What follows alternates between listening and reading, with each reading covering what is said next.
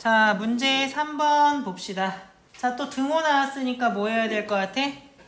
방정식인지 항등식인지 구분해야 되겠지? 자, 그러면 얘는 방정식이냐 항등식이냐?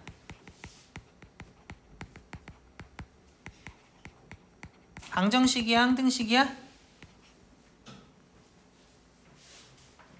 이걸 모르고 푼 건 말이 되지 않잖아. 그지? 근데 보통 애들이 이 문제 접하면 어떻게 많이 틀리냐면 1차 함수를 구하라고 했으니까 얘를 이렇게 세팅해. 그리고 얘를 생각하면 뭐야? axy 플러스 b 전체의 제곱이고 얘는 뭐야? ax제곱 더하기 b 얘를 ay제곱 더하기 b라고 그냥 써 보통은. 그 다음에 여기 또 등호가 나왔잖아 새롭게. 이게 방정식인지 항등식인지 전혀 구분하지 않은 상태에서 어떻게 해? 그냥 막 전개해.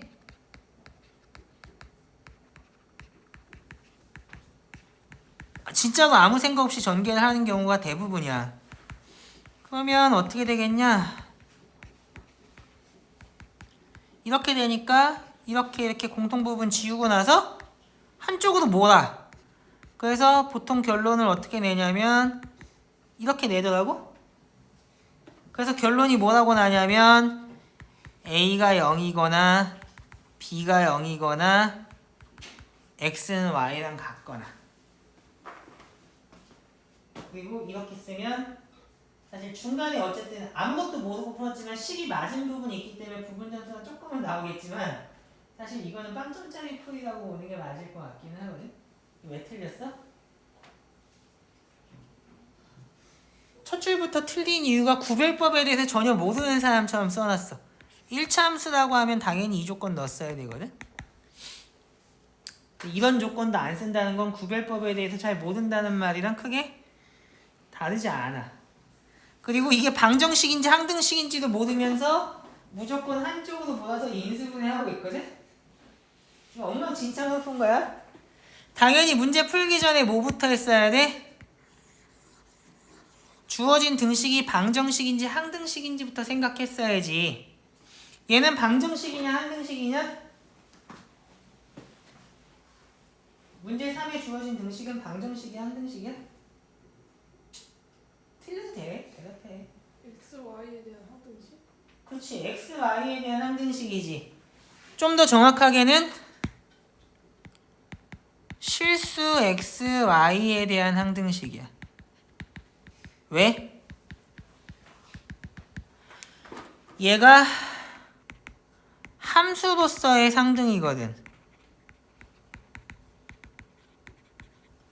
저 등호의 좌우가 각각 함수인데 두 함수가 같다는 의미로서 등호가 사용된 거거든. 계산 파악을 해봐. 왼쪽에 있는 거 함수지, 오른쪽에 있는 거 함수지. 두 함수가 같다는 말이 무슨 말이야?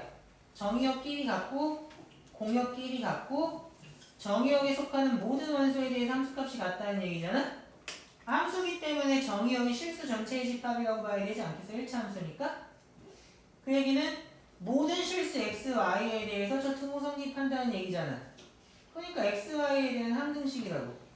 근데 누가 멍청하게 x, y에 대한 항등식을 한쪽으로 몰아서 인수분해, 나 항등식을 인수분해한다는 얘기 처음 들어보거든? 그러니까 항등식인 걸 알았으면 진짜 이상하게 푼 거야. 그걸 파악하지 않았기 때문에 아까처럼 인수분해하는 애들이 은근히 많거든. 실제로 고3 애들 중에 모의고사 1등급 나온 애들 풀려봐도 아무 생각 없이 넘겨서 인수분해하는 거 굉장히 많이 봐. 근데 그거 뭐 때문에 그래? 구별법에 대해서 신경 쓰지 않고 문제를 유형화해서 기계적으로 푸는 데 익숙하기 때문에 그래. 근데 거듭 말하지만 최상위권 대학에서는 문제를 기계적으로 푸는 애들 다 떨어뜨리고 싶어해. 요즘 같은 시대에 문제를 기계적으로 몇 개 더 풀 줄 안다고 생각해서 안다고 해서 우수한 학생이라고 생각하는 대학은 아예 없을 거야. 그러니까 어떻게 내? 중요한 학습 목표에 해당하는 개념이나 아이디어를 생소한 형태로 낸다고. 당연히 방정식이 항등식이 구분하는 거 엄청 중요한 거 아니야? 니네가 정상적으로 공부했으면 지금까지 내가 생각할 때 등호를 10,000번 이상은 썼을 것 같은데 등호를 10,000번 이상 쓰면서 아직도 방정식인지 항등식인지 구분하는 게 안 되어 있으면 대학에서 우수하다고 생각하겠니? 그러니까 이런 문제를 출제하는 거야. 무슨 말인지 알겠어? 근데 기계적으로 공부한 1등급 너희들이 걸려들어서 다 자빠진다고. 물론 제대로 공부한 애들은 2등급, 3등급이어도 이런 문제 어렵지 않게 풀 수 있다. 자, 그래서 실수 x, y에 대한 항등식인데 얘는 관점을 살짝 바꿔서 보면 이것도 1학기 때 많이 해줬는데 어떻게 바꾸면 전체 집합을 1차 함수들의 집합으로 보면 얘는 fx에 대한 방정식이야. 왜? fx에다가 1차 함수 아무거나 집어넣는다고 해서 저 등식이 참이되지는 않잖아. 실제로 fx에다가 x 플러스 1 같은 걸 집어넣으면 저 등식은 거짓이 되지. 근데 2x 같은 거 집어넣으면 등식은 참이 되거든. 저 등식을 참이 되게 만드는 1차 함수 fx를 찾는 문제이기 때문에 전체 집합을 함수들의 집합, 특히 1차 함수들의 집합으로 본다면 얘는 fx의 방정식이라고 보는 게 맞아. 무슨 말인지 알아? 자, 그러면 문제를 한번 풀어볼까? 얘는 fx를 아까랑 똑같이 이렇게 두면 되겠지? 그러면 식이 어떻게 정리되겠어? 아까랑 똑같이 나오겠지? 식이 달라지는 건 아니니까.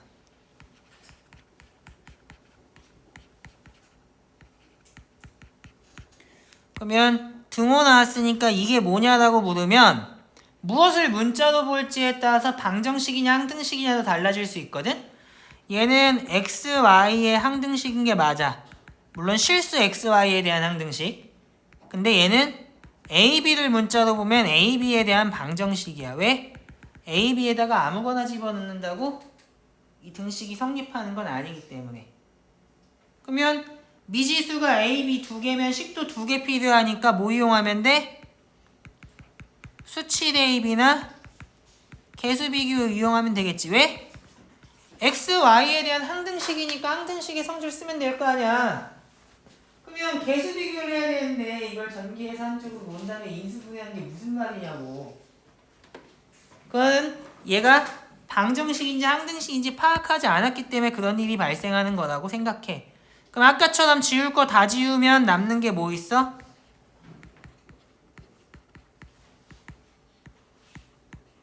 이렇게 되는 거거든. 개수 비교한다면 어떻게 쓰면 돼? 개수 비교할 수 있는 형태로 써주면 되잖아. 그러면 끝난 거 아니야?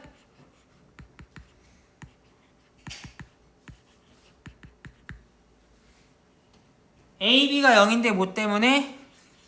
A가 0은 아니기 때문에 B가 0이 돼서 fx는 뭐가 된다? 상수항이 0인 임의의 1차 함수가 다 된다. 무슨 얘기인지 알겠어? 사실 엄청 쉬운 문제거든? 이게 항등식이었다는 것만 인지를 하면 개수 비교하든 수치 대입하든 엄청나게 쉽게 풀 수 있는 문제야. 근데 구별법에 대해서 평소에 신경 써서 공부하지 않으면 어떻게 돼? 형태가 생소하니까 풀이가 떠오르진 않거든? 그럼 그냥 생각나는 대로 손 나가는 대로 막 풀다가 말도 안 되는 결론에 도달해서 빵점 맞고 떨어진다. 한양대 정도면 난 상위권 대학이라고 생각하거든? 좋은 학교야. 좋은 학교에서 막 엄청나게 복잡하고 더럽고 어려운 문제 낼 것 같지만 그렇지 않아. 우수한 학생이라면 항상 똑같이 풀 수 있게. 반대로 기계적으로 문제풀이만 한 학생이라면 웬만해선 풀 수 없게 내는 게 출제의 원칙이라고 보면 돼. 왜? 잘못해서 기계적으로 공부했던 실력 없는 애들이 합격하면 대학 입장에서 엄청난 손해 아니야? 반대로 실력 있는 애들이 조금 컨디션이 안 좋다고 해서 문제를 제대로 풀지 못해서 떨어지면 그것도 엄청난 손해 아니냐? 실력이 있다면 컨디션에 상관없이 풀 수 있고 실력이 없다면 컨디션에 상관없이 풀기 어려운 문제를 출제하는 게 입시에서 출제의 당연한 원칙이거든. 그러니까 항상 기본에 충실해라. 뭘 어떻게 왜 하는지도 모르는 채로 문제만 푸는 건 아무 도움이 되지 않는다. 무슨 얘기인지 알겠어? 그래서 아무튼 새로운 대상이 나오면 전부 다 집합이고 집합을 그 두 가지 점에서 분명해야 된다고 했잖아. 그렇기 때문에 항상 구별법에 대해서 신경 써서 공부해라. 문제 3번도 구별법에 대한 예제로 볼 수 있다. 됐니? 그럼 문제 3번 해서 여기서 마치는 걸로 할게.